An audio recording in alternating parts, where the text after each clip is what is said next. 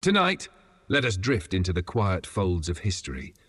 A time long past where the soft flicker of torchlight glowed against stone walls and life moved to the rhythm of bells, toil and faith. Though the centuries have vanished into dust, their echoes remain, waiting for us to listen. So settle in, let your mind slow. The world outside can wait. Here in the hush of memory we will wander cobbled lanes and ancient fields. We'll meet the forgotten ones who laboured in shadow, those whose names were never sung, whose hands bore the weight of civilization, yet whose stories were nearly lost to time. And if you enjoy these calming stories, consider subscribing for more.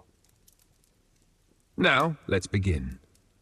There was once a time when life was built not on kings or knights, but on backs bent under the weight of necessity. The Middle Ages, stretching across centuries, was a world teeming with the unglamorous, a world where each dawn summoned countless souls to tasks no one else would dare do. The nobility wore silks and spoke of honour, but it was the poor who toiled in waste, blood and fire. Let us begin in a place not often visited in bedtime stories, the latrine pits beneath the castle walls. There, in the bowels of medieval cities, worked the gong farmers, men hired to clean the cesspits, shoveling human waste beneath the surface of daily life. By moonlight, when the streets were quiet, they would descend into stone-walled pits, armed with long-handled scoops and thick cloth masks soaked in herbs. The stench was unbearable, yet the job paid well, perhaps the only compensation for a life spent waist-deep in filth. The waste was carted off into fields to become fertilizer, ensuring the cycle of decay and growth continued. Their profession was hidden from view, but not from necessity. Without them, cities would drown in their own refuse. In the marshlands and slow rivers, leech collectors moved through murky water, sleeves rolled up, legs bare. With careful steps, they waded until their bodies became bait. The leeches would latch on, and only then could they be collected. Used in medical practices to drain what was thought to be bad blood, these slimy creatures were prized. But the cost to the collector was infection, illness, and sometimes death. Still, the collectors returned day after day, because to stop was to starve, and so they bled silently for a living. Then there were those who faced death not in theory, but in proximity. The plague buriers came with the black winds of pestilence. When the sickness arrived, cities became graveyards. Bells tolled constantly, and the streets filled with carts piled with the dead. It was the plague buriers who ventured where others dared not tread, who gathered bodies from doorways and alleys, wrapped them in rags and carried them to the pits dug outside the town walls. Often they wore masks stuffed with herbs or drenched cloths, a feeble protection against the invisible force that drained life so swiftly. These were not strong men. Many were simply the desperate, the poor, the orphaned, the outcast, trying to earn coin in a world collapsing around them. There was no dignity in the burial, no tombstone, no prayer, just the soft thud of earth falling over forgotten lives. But death was not always so silent. In the dry, hot chambers of castles and manors worked the lime burners, those who made quicklime for building mortar and whitewash. They fed great stone kilns with chalk and coal, waiting until the rock turned to powder so volatile it could blind or burn on contact with sweat. Their lungs filled with dust, their eyes wept constantly. Yet without them, there would be no bridges, no chapels, no keeps, and so they endured, coughing and blinking through a haze of pain, until their bones were brittle and their hands trembled. Elsewhere, in castles rich with marble and glass, a different kind of suffering played out. The whipping boy was chosen not for his strength, but for his closeness to a prince. In an age when nobility could not be punished, a young boy was appointed to take the prince's lashes for him. When the royal child misbehaved or disobeyed, it was the whipping boy who felt the sting of the rod, beaten not for his sins, but for his master's. It was thought that guilt would eventually move the prince to behave, seeing his friends suffer in his place. Whether this worked is unclear. What is clear is that pain was inflicted as a lesson, and childhood was not always a sanctuary. Yet not all labour was punishment. Some of it was simply relentless. In monasteries and castles, deep within cold stone towers, stood great wooden wheels, treadmills as wide as a room, operated by men walking endlessly inside them like human hamsters. These treadwheel operators lifted weights, hoisted stones, or raised buckets of water from deep wells. One misstep, and a man could fall, crushed beneath the wheel's own force. The work was not fast, it was not thrilling, it was monotonous, exhausting and essential. Without it, cathedrals could not rise, and siege defences could not hold. Each step forward was a gift to the builders above, and a theft of years from the man within. Even the children were not spared. Young boys in workshops were tasked with turnspit duty, crouched beside roaring fires, spinning spits of meat for hours, their faces red with heat, their arms trembling.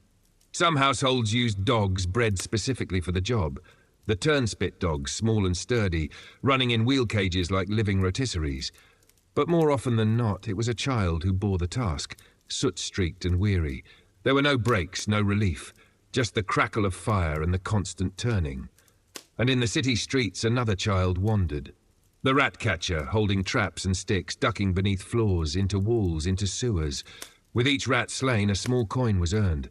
But each rat carried fleas, and each flea carried death. It was not a job. It was a slow, dangerous dance with fate.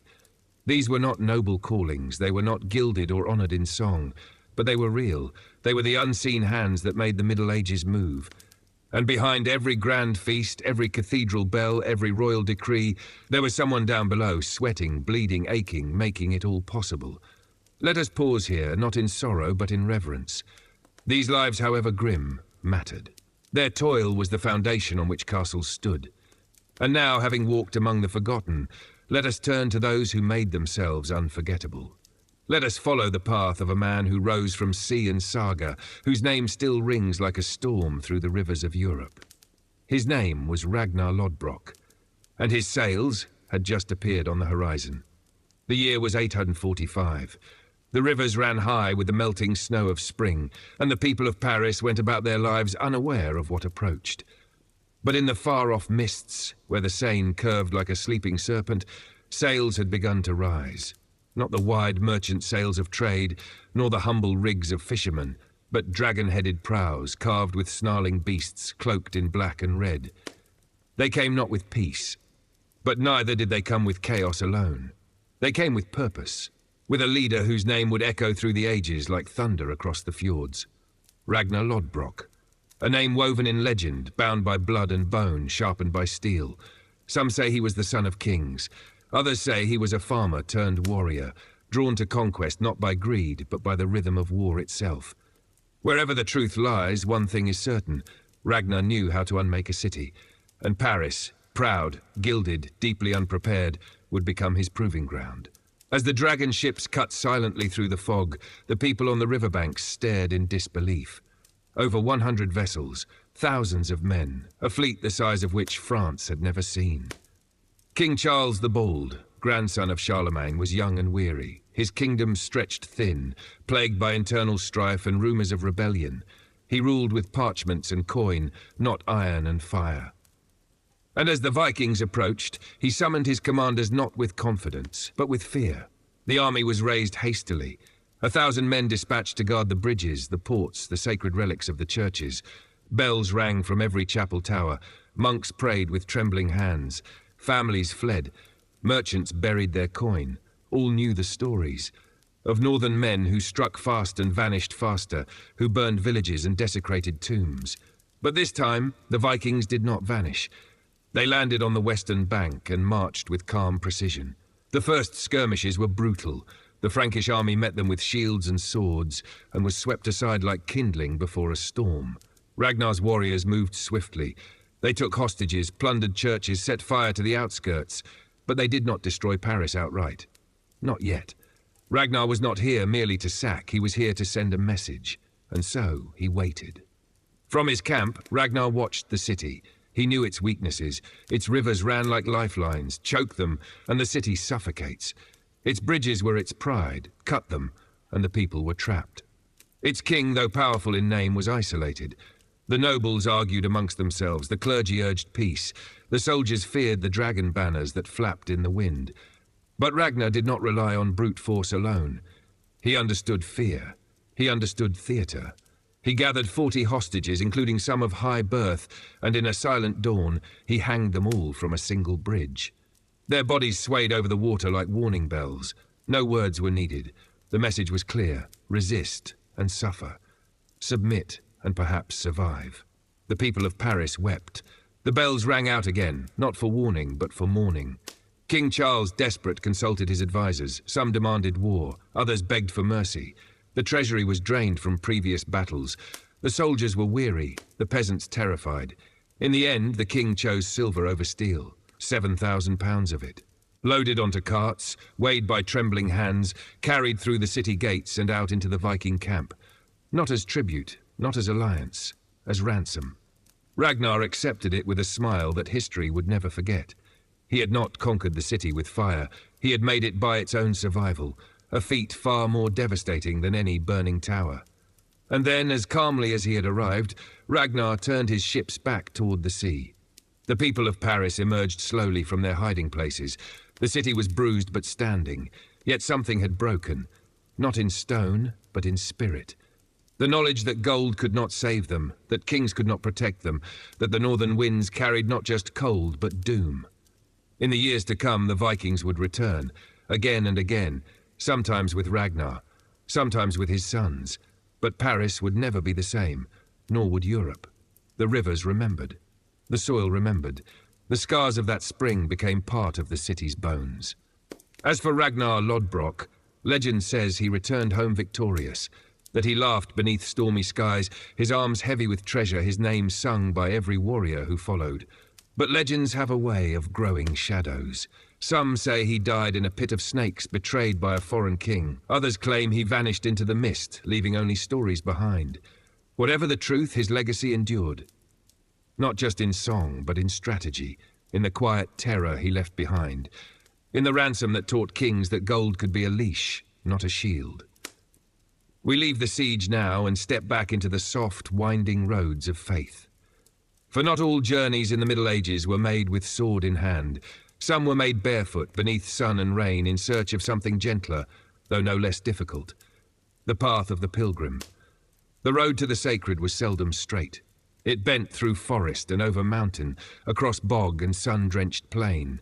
It wore thin the souls of the humble and the noble alike. And though the path of the pilgrim was lined with hope, it was never without hardship. In the later Middle Ages, when the shadows of plague and war stretched long, many turned inward, and then outward again in search of meaning. Life was short, brutal, and often uncertain. But the soul, they believed, might be purified through travel. Not just any travel, but one of devotion, one of penance, one of silence and aching feet. Pilgrimage was more than a journey. It was an act of surrender. There were many destinations, scattered like constellations across the medieval map. Some sought the shrine of St. Thomas Becket in Canterbury, where blood had stained the cathedral floor. Others braved the high passes to reach Santiago de Compostela in Spain, where the relics of St. James were said to rest beneath the earth. Still others dreamt of Jerusalem, the holy city, though few reached its gates. And then there was Rome, the heart of Christendom, where the bones of saints and apostles whispered beneath the marble. But for all these grand names, most pilgrims were not grand people. They were shepherds, widows, weavers, millers, the poor, the sick, the grieving. Some walked in chains, punishing themselves for sins too heavy to name. Others carried tokens of their loved ones, cloth from a child's robe, soil from a husband's grave, hoping that every step brought them closer to healing. The roads were long and rough. Pilgrims walked not in days, but in seasons. From one village to the next, they followed the old tracks, the kemens, the vias, the sacred routes carved by countless feet before them. At night, they slept where they could, barns, way stations, beneath the open sky. Rain soaked them, dust choked them, bandits watched them from the woods. Disease followed them like a shadow, yet still they walked. Along the way, symbols guided them. The scallop shell, for instance, a sign of the Camino, worn around the neck or pinned to a cloak. It told the world, I am not wandering. I am on a path. Inns and monasteries opened their doors to such travellers. Food was sparse but often shared. A bowl of lentils, a hunk of dark bread, water drawn from a stone well. Pilgrims walked in silence or they sang. Simple chants, prayers or whispered confessions into the wind. Some journeyed in groups, forming fleeting communities of strangers bound by the same distant goal. Others walked alone, letting their thoughts rise and fall with the rhythm of their pace. And still others carried burdens that could not be seen, loss, regret, longing. They did not always speak of it. They did not have to. The road listened, the road remembered. As they neared their destination, whether cathedral or shrine, their pace slowed, not from fatigue, but awe. The final steps were often taken barefoot, as an offering. Tears fell freely. Some collapsed, others fell to their knees. To arrive was not to be rewarded with miracles, but with stillness. And in that stillness, something shifted. For in truth, pilgrimage was never just about the destination. It was about transformation. The dust on one's feet, the calluses on one's hands, the strangers met along the way, the long nights and quiet mornings, these were the true relics, the soul reshaped by the road itself. And when it was time to return home, the pilgrim was never quite the same. They brought back tokens, a splinter of wood, a vial of blessed oil, a stamped parchment. But more than that, they brought back presents, a different way of seeing, a deeper patience, a soft humility. Some were welcomed home with celebration, others returned to find loved ones gone, or homes changed. But even then, something remained within them, as though a candle had been lit far inside, and could not be extinguished. Not all pilgrimages were religious, not in the strictest sense. Some were cultural, social, personal. And in this, we find a bridge to another form of medieval journey, one no less ritualistic, no less sacred in its own strange way. The tournament, where the body, not the soul, was put to the test, where pageantry cloaked violence and chivalry danced uneasily with pride. Let us now leave the quiet roads of the pilgrim and step into the wide, dust-filled arena, where knights thundered forth, not to slay dragons, but to chase glory beneath fluttering banners. The field is wide and open, ringed with silk-draped pavilions and fluttering pennants. The air smells of trampled grass, oiled leather and distant bread ovens. Trumpets rise, not for war, but for display. Somewhere a noblewoman watches from beneath a veil. Children cheer, horses snort and paw the earth. And then silence. A knight lowers his visor. The lance is steady in his grip. Across the arena, another man mirrors him. Banners flutter in the wind, bearing crests and family sigils stitched by careful hands. The moment holds its breath. Then, the charge begins. This was the world of the tournament. Not war, but not peace either. A place where valor was measured not in bloodshed, but in spectacle, in precision, in the thundering grace of movement, and in the soft, courtly rituals that framed it all. Tournaments, in their earliest form, were born out of necessity. In a time when warfare was both frequent and brutal, knights needed practice, but battlefields were dangerous, unpredictable. So the melee was born, a mock battle, often fought across open countryside, where dozens of armored men clashed in organized chaos. These early tournaments were raw and wild, more survival than ceremony. Combatants formed teams and attempted to seize prisoners, horses, or arms, which could later be ransomed. It was as much economic opportunity as martial training. Yet it was never without risk. Bones broke, helmets caved. Sometimes men died. But as time passed, the rough melee softened, shaped by codes of chivalry and the ever-growing appetite of courts for pageantry. By the 13th century, tournaments had become grand affairs, carefully staged, often coinciding with feasts, marriages, or royal visits. The joust rose in popularity, two knights charging at one another with lances, seeking to unseat their opponent in a single, elegant strike. There were rules now. Judges, heralds who cried the names of each rider, nobles lined the stands, queens awarded garlands to the victors. The lists, the area in which the joust took place, were roped off and carefully prepared. Everything was formal, measured, ritualistic. But beneath the ceremony, danger still coiled. A splintered lance could drive into a man's throat. A fall from a destrier, a powerful warhorse, could shatter the spine. Helmets became heavier, armor thicker. Yet even the finest craftsmanship could not always shield a knight from fate. To participate was to gamble with one's life and reputation. Victory could mean land, favor, even a marriage proposal. Defeat could bring mockery, humiliation, or worse. Yet still they rode. Not only for glory, but for identity. For in a world of shifting alliances and feudal lords, to be seen was to survive. The tournament offered a stage, a place to prove one's worth before a crowd, and not just through violence, but through gesture. Before each bout, knights saluted the ladies of the court, sometimes dedicating their ride to a specific woman, a glance, a token, a ribbon tied to a lance. These were not acts of romance alone. They were pledges of service, of loyalty, of shared myth.